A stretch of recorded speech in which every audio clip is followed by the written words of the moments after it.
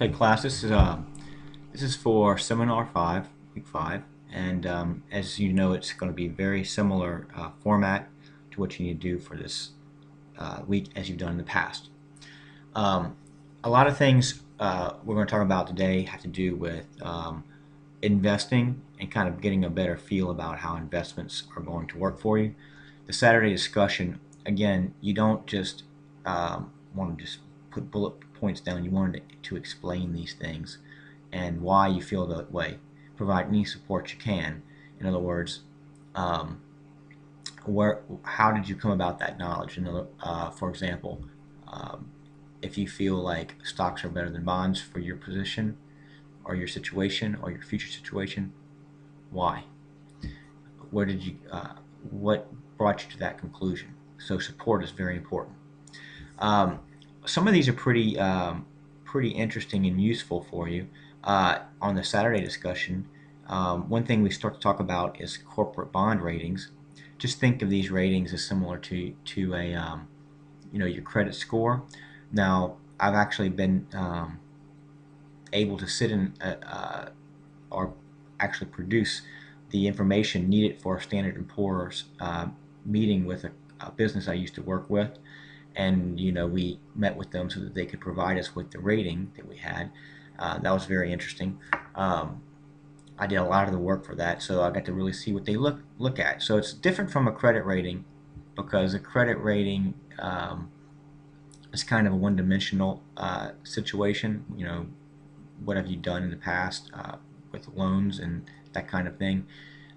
Whereas with Standard & Poor's, they look at they really try to get an understanding of the entire business and what is it looking like it's going to, and what risks could come in and attack that business. So it's very interesting. Why is that important to us? When we're doing making a decision. Let's see.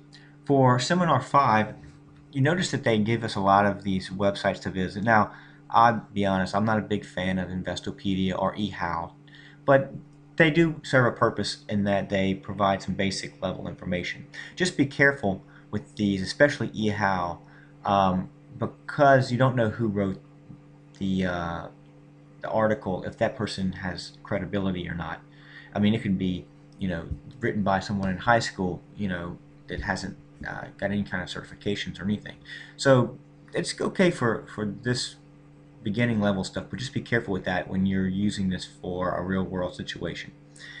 As you go through this stuff, we're going to start talking about ratios, and all a ratio is taking numbers from the financial statement.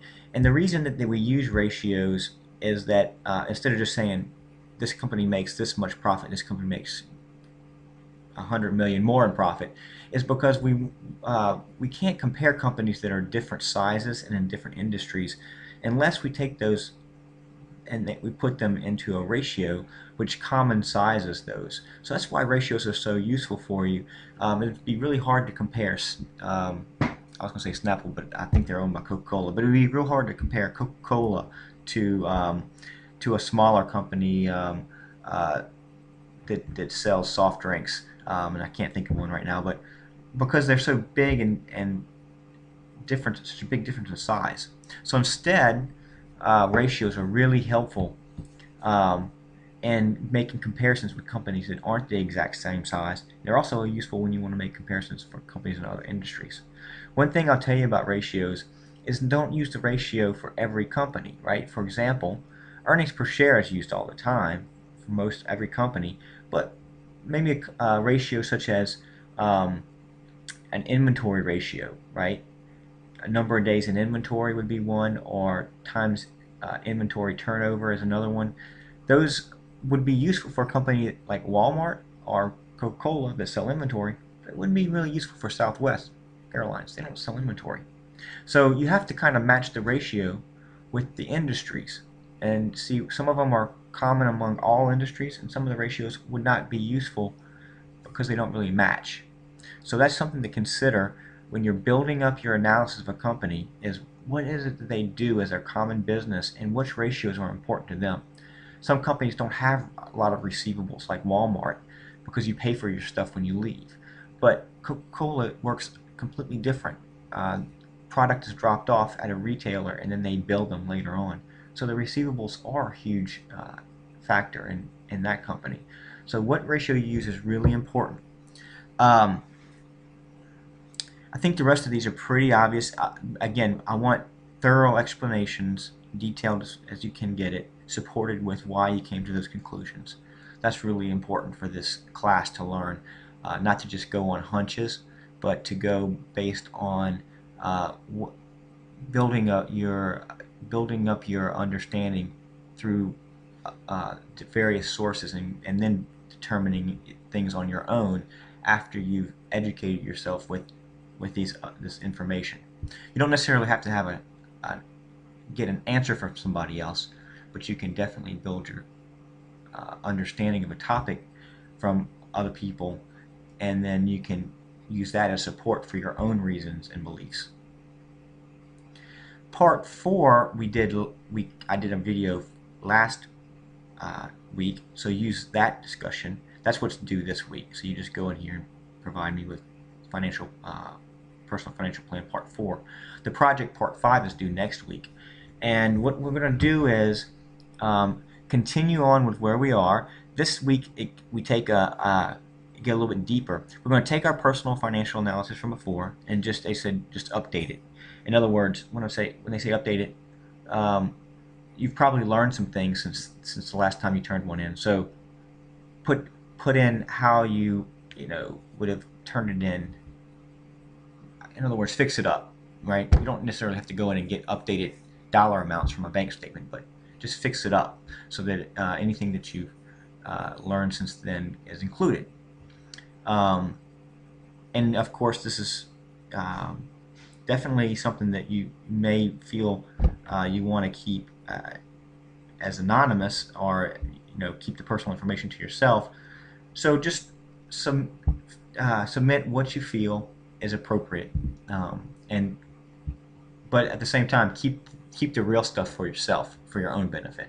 But submit to me as long as it's in good form, that's fine. As we go through life, you're going to notice that your things are going to start changing as you get closer and closer to retirement, or closer and closer to the end of life, right? So one thing that you want to do is kind of consider how that's going to change over time. That's what they're talking about: short, intermediate, and long-term financial goals. How your risk is going to change, right? One quick example is stocks are more risky than bonds in some cases, because in the short term, but in the long term they tend to perform well. So if you're young, you can ride out any dips in stock markets, but if you're older, you may not have that ability to do that. You may need to shift from stocks to something else. That's just kind of an overview. And then how is that going to affect your risk tolerance? When are you able to have more risk, and when do you have to have less risk? And then let's see, just discussing they also discuss mutual funds in this week, and a mutual fund is very interesting and useful because we don't want to put all of our eggs in one basket and buy just one stock. If you try to retire with just one stock, which is what some people at Enron were talked into doing, and they shouldn't have it. Anyhow, excuse me. Sorry about that. I got a call from somebody. I had to take that. Anyhow, I guess that's about it. I think I was talking about mutual funds, and that mutual funds are just basically like a stock, but it's a stock that's made up of a bunch of different stocks. So if I think of it like if you pooled your money together with hundreds of people, thousands of people, and then that money is taken by a mutual fund owner, and you own a part of it now, so you own like stock in that mutual fund, but that mutual fund is just basically buying a bunch of different other stocks.